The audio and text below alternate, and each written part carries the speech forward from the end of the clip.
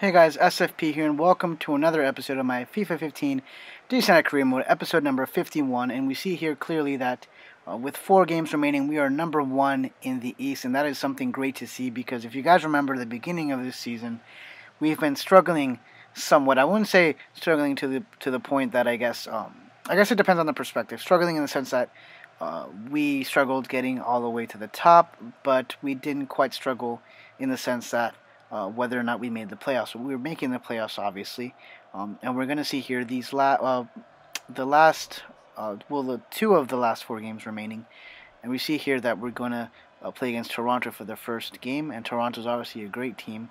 In the game, I should say, this season in particular, they've been really well. If I'm not mistaken, there was like some sort of statistic that said there are 98% chance probability of them making the playoffs, and that possibility is a really high one. But I don't know about any TFC fans who are watching, and I mean no disrespect to you guys, but I don't want to count my chickens until they hatch. So while I'm not a TFC fan, obviously I'm a DC United fan, and I'm gonna beat them here. That's my goal. I have a lot of respect for the TFC community and their fan base. They have been amazing, and they deserve a team that can make the playoffs every single year. That is truly what I believe. And it's been a very disappointing turn of events here. And we see here that while I'm giving the praise for the Toronto fans, I'm obviously not going to have any mercy towards them. And we have a 1-0 lead in the first couple minutes of the half.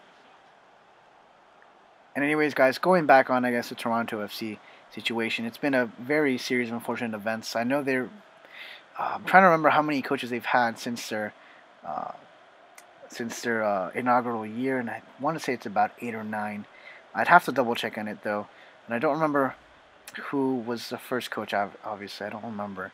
I know there was Mo Johnson at some period, and then the assistant coach from New England, who I can't remember, Paul Mariner. I know he had a stint there, and then the whole Aaron Winter thing when Aaron Winter was supposed to bring a new revolution to the Toronto FC team, especially since he was hired on the recommendation, of Jurgen Klinsmann. And at the moment that happened, I basically saw that as a big thing because obviously Jurgen Klinsmann is recommending him, so the guy must be good. But considering how we see now how he takes care of the U.S. men's national team, the weight of that recommendation kind of has waned a little bit. And here we see another opportunity by Araujo. Araujo tries to cut back, but the defenders get it very nicely. And then I guess just to be fair, I mean this MLS league is a very special league, and we see here Longo brace it. He sees Araujo open. Araujo gets the brace here. What a cheeky goal, but it's gonna be necessary, guys, because I want to solidify my place on the top here, and I'm gonna do anything that I need to do to win. And anyways, guys, I guess like MLS in general is a very tough league for foreigners, which is why you don't see too many foreigners being successful here.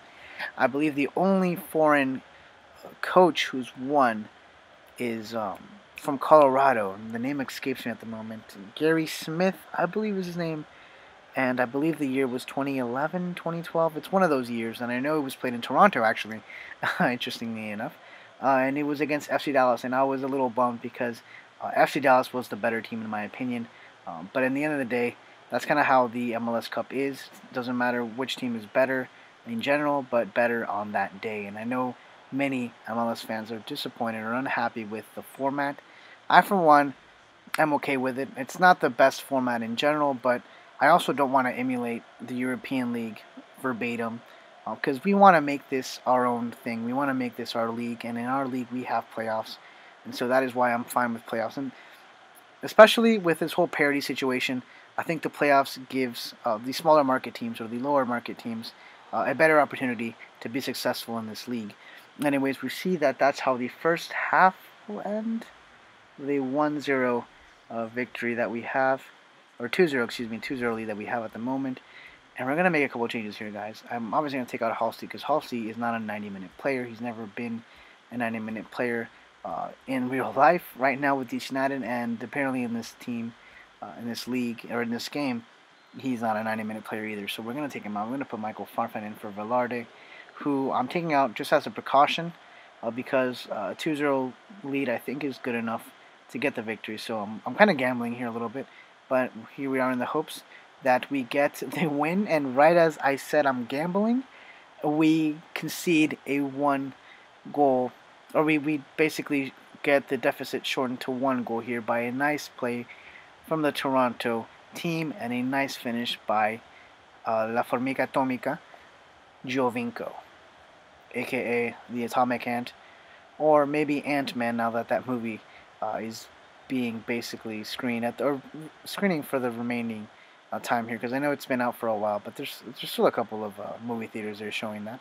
And I guess not to go in a not to sway off too much from the game, I actually enjoyed the movie. I actually enjoyed it more than Age of Ultron, but that's probably because of expectation.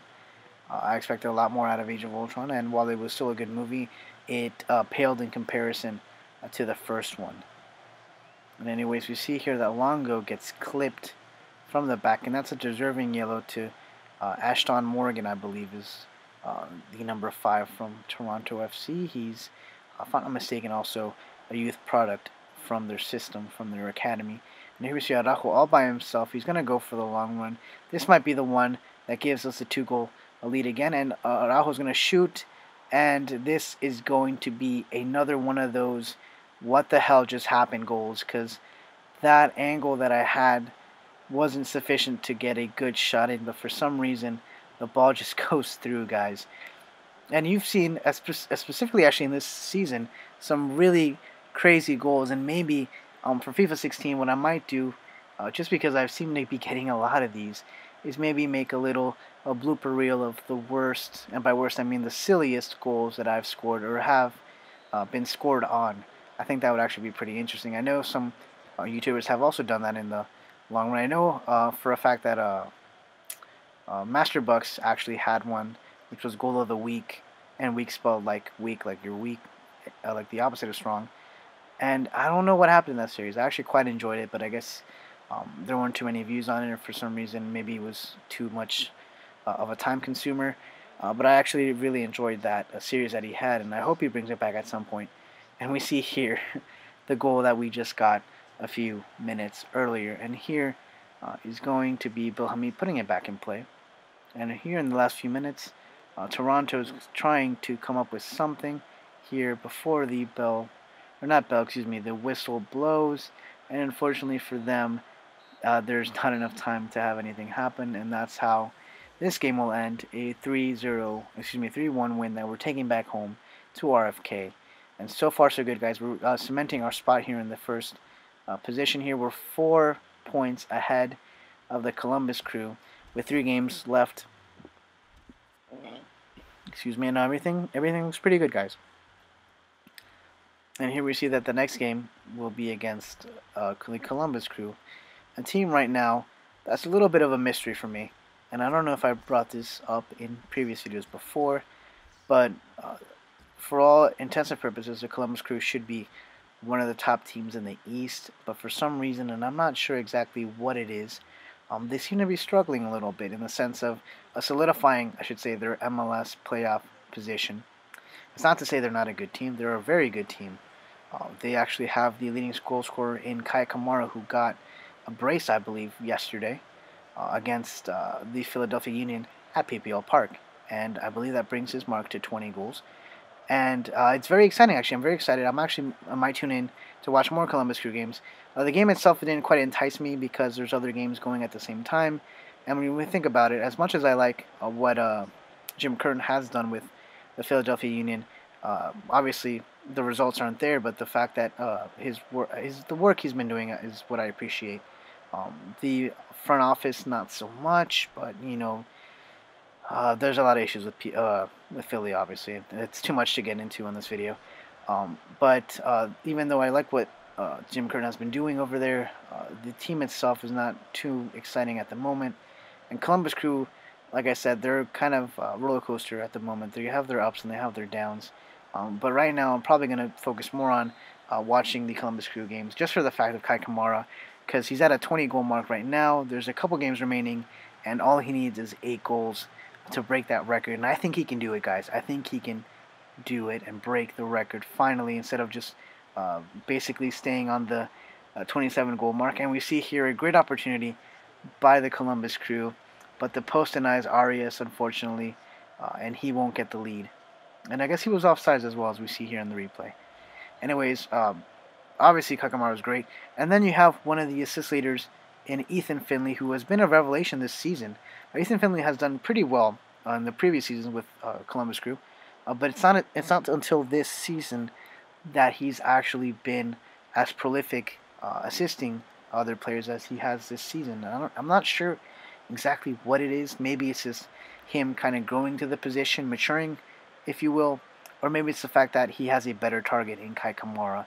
And I'm sure the tandem there, Kai Kamara, Ethan Finley, is probably uh, the tandem that gives Ethan Finley most of the assists, in my opinion. But like I said, those two players in and itself should be enough. And you have, not to mention Pipi Higuain. Uh, and I know I'm basically mentioning more attacking players, but I think their strength is in the attack. Their defense has been uh, questionable at times. I know Parkhurst has been pretty good, but for some reason he hasn't looked so well, in my opinion, in these last couple of games. And I hope he picks up his game. And as we criticize, or I guess as we praise the attack, we experience it right now with a great goal by the Columbus Crew forward here, or not, excuse me, midfielder here, Tony Chani, the ex-Red Bulls player, who's actually been pretty well for the Columbus Crew as well, actually. Him and Will Trapp have made a good holding midfield um, tandem, so to speak.